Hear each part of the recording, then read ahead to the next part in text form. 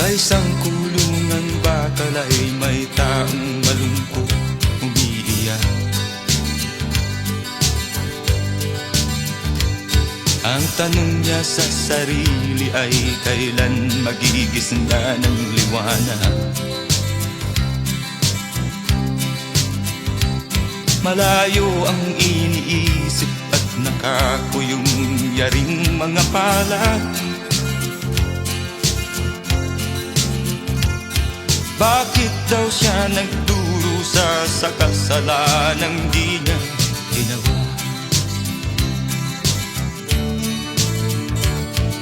Kahapon lamang ay kapiling niya kanyang asawa at anak. Namumuhay ng tahimik sa isang munting tahanang may tuwa. Ang kaligayahan ay pinutol ng isang paratang sa kanya.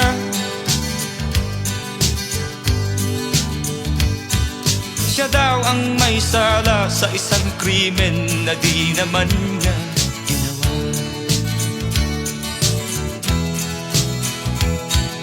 Wala na bang katarungan ng isang nilalang na katulad niya?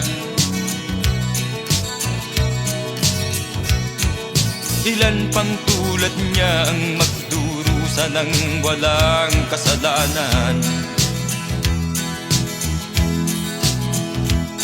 Di ba't ang batas natin pantay-pantay, walang mahirap mayaman?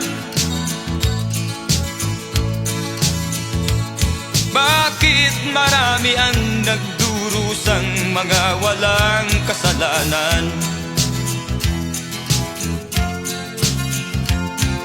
Mga ilang araw na lamang haharapin na niya ang bitayan.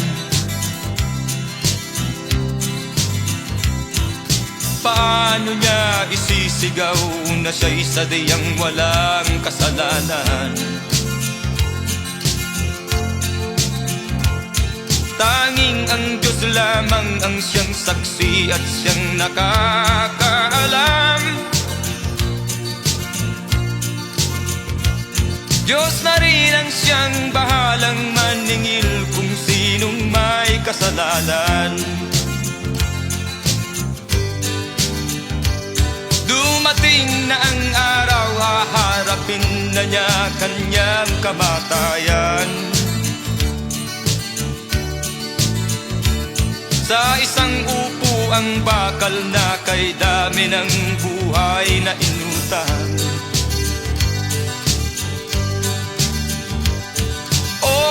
Batas ng tao kung minsan ay di mo maintindihan. Ilan pang tulad niya ang magdurusa ng walang kasalanan?